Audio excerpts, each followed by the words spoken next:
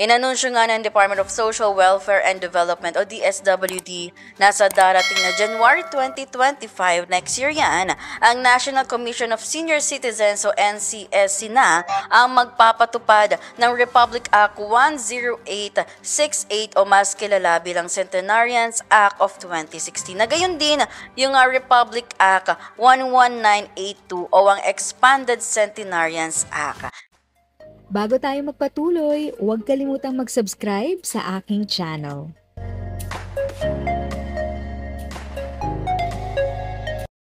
Thank you sa pag-click ng aking video. Good day po sa lahat ng mga nanonood. Sa mga bagong viewers at napadaan lang, by the way, I'm Tita Eda. Welcome to my channel. Ang channel na maghahatid sa iyo ng dagdag kaalaman tungkol sa government services, bagong mga balita at informative videos na galing sa legit na resources. Mag-subscribe na para updated ka.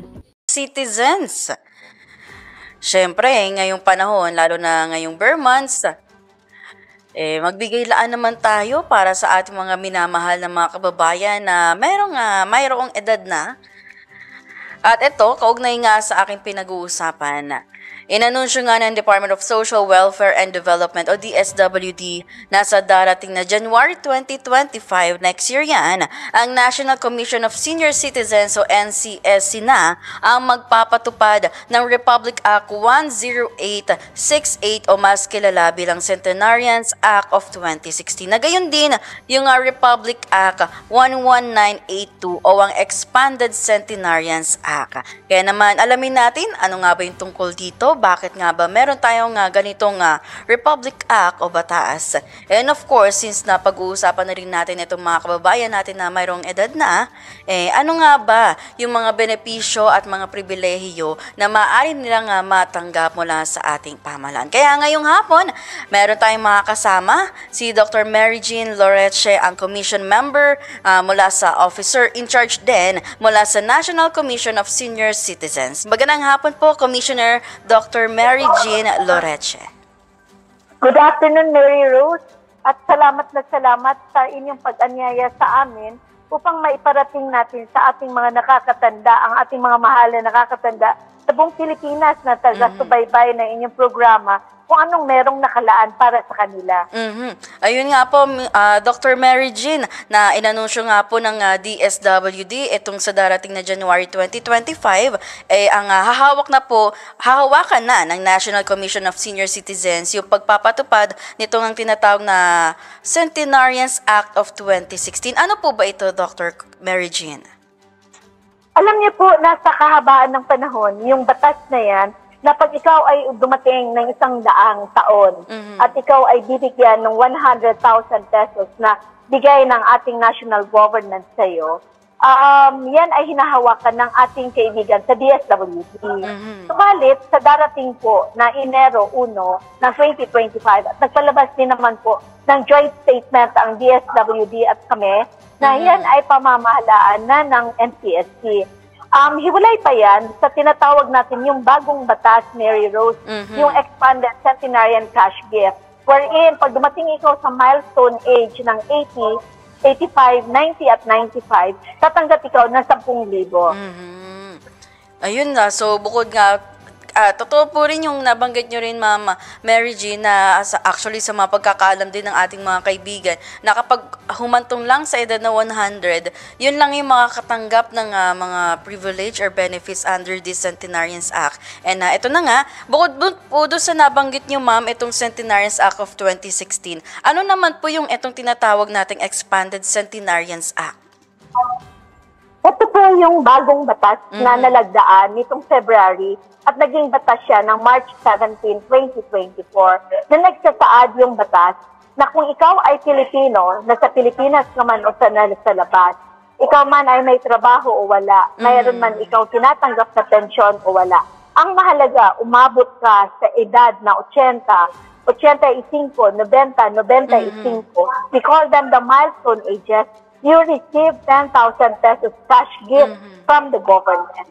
Ayun, malinaw na malinaw po yun, Ma'am Mary Jean. Na-curious lang po ako ngayon na doon po sa nabanggit nyo rin na mula nga dito sa Expanded Centenarians Act. Kailangan po ba parang ano po sila, yung parang meron po silang record dito sa PSA or wala naman? Or ano po ba yung mga dapat nilang kailanganin para naman mapabilang po sila dito?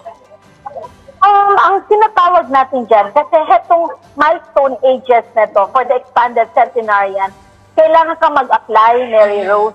Hindi siya ibig sabihin na ikaw ay dumating sa ganitong edad, ay ibibigay sa iyo yon. So much unlike the centenarian. Ang centenarian, may listahan tayo kung sino yung magwa-100. At yan, ay kinukuha natin yung datos niyan base din naman sa local government unit or sa OSCA natin at sa social welfare. So, alam na natin na siya ay papasok na ng 100 o kaya siya ay 100 na. So, we expect na we have to do the necessary groundwork, verification and validation na lang na totoong siya ay 100 years old or lagpas. So, ibibigay sa kanya yan. For the milestone, the difference there is you have to apply for it. Hindi siya ibig sabihin na nag-milestone ka 80, 85, 1995, ibibigay sa'yo yun. Hindi. Kailangan i-apply mo yan. Saan mo ay a-apply? Meron tayong mga forms na sa website natin sa NCSC. At saka pangalawa, meron tayong ibibigay na mga forms for application doon sa ating mga LGUs, sa mga OSCA, at sa ating social welfare development offices. So, bali dito, Ma'am Mary Jane, na naisip ko lang din, iba pa po yung form na mga nais mapabilang dito po sa centenarian na act po na ito? Iba pa. So, ibig sabihin kasi kasama nakasaad sa batas na yan, sa expanded centenarian, ang elderly data management system, ibinigay din kay NCSC. Ibig sabihin, kailangan kami ang mga siwa sa lahat ng datos na angkop para sa nakakatanda. Kaya pag ikaw ay nag-apply para dyan sa ating expanded, kailangan maipasok namin kayo doon sa elderly data management system. Una. Pangalawa, meron tayong ongoing na online registration na pinamamahalaan ng NCSC. Kung ikaw din ay naka-register doon, meron din ikong number at may data din ikaw doon. Ang gagawin din naman natin, ating i-validate at ating itutugma yung iyong nasa online registration at kung ano yung application na i-apply mo galing sa LGU na ipapasa sa atin. Malinaw na malinaw yun, Ma'am Mary Jane, na syempre dahil nga sa ating mga kababayan na may edad na, malinaw na dapat hiwalay ito nga pong pag-a-apply natin dito sa ating Expanded Centenarian Act. And syempre, ma-question din po namin na, Ma'am, na bakit po ba mahalaga na mabigyan po natin ng karangalan yung ating mga minamahal na mga may edad na, yung mga senior citizen, lalong-lalo na kung sakaling makatungtong sila sa edad na 100 years old and above. Alam mo, Mary Rose, ang kultura ng Pilipino ay mapagmahal sa mga nakakatanda. Kahit ikaw, kahit ako, di ba? Although ako senior na ako, no? Pero kung titingnan natin tayo, lumaki tayo no, sa kultura na kailangang mahalin ang mga nakakatanda. Dahil sila naman ang nagbigay buhay sa atin. Sila naman din ang nagturo sa atin ng ating mga, you know, the values that we have right now, and including where we are already. So it is just a very small thank you for all their sacrifices and for being part of who we are.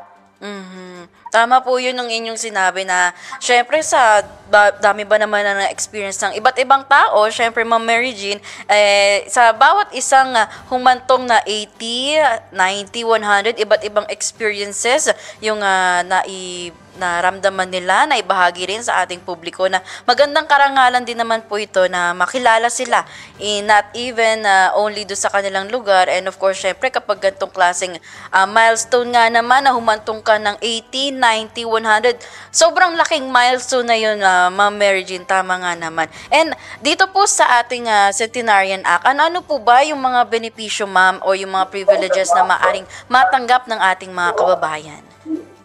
So, para dun sa expanded centenarian, ay one-time cash gift when you reach the milestone. So, kunyari, umabot ka ng 80, umabot ka pa din ng 85 after 5 years. So, makakatanggap ka pa din. So, it's not a one-time event na hanggang 80 lang. So, it's really reaching those milestone ages. So, there is the cash gift of 10,000. And of course, you know, karangalan na rin natin yan na umabot tayo ng ganyan kalaki ng ating yung pang-edad natin. No? So that's longevity by itself. But we are really promoting Mary Rosa and CSC, not just, reaching these ages, but we really want them to have quality, healthy aging practices. And Ma'am Mary Jane, alam ko nabanggit nyo na po ito pahapyaw kanina. Ano po ba yung maaari nyo po bang mailahad sa amin yung step-by-step process? Paano po ba natin maililista yung ating mga kababayan na senior citizen mula nga dito sa Centenarian Act? Una sa lahat, Mary Rose, bukas ang aming joint memorandum circular signing with our partner agencies, ang DILG na isa sa ating pinaka-major partner agency, ang DSWD, kasama natin yan, ang ating DSA, at saka yung ating tinatawag na DMW, yung Department of Migrant Workers, yung ating CFO, commission natin ang mga foreign mga nandun sa ibang bansa na mga Pilipino, no? Kasi kasama sila, Mary Rosa, hindi kagaya sa indigency program na pag ikaw ay nasa ibang bansa, o kaya meron itong tinatanggap na sustento o may trabaho ikaw, ay hindi ka pwedeng tumanggap. Ang AC 85-1995, regardless of may trabaho ka, nasa ibang bansa ikaw, pero Pilipino ka, ikaw ay bibigyan for as long as mag-apply ikaw at maka-comply ikaw sa mga requisitos na kakailanganin natin.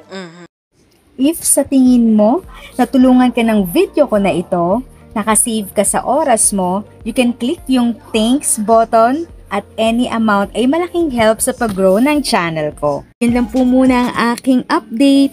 Sana ay nakatulong na dagdag kaalaman ang aking shinare today. Ang goal ng aking channel ay mag-create ng awareness. Kung ganitong mga topic ang gusto mo, panoorin mo ang mga videos ko na ito.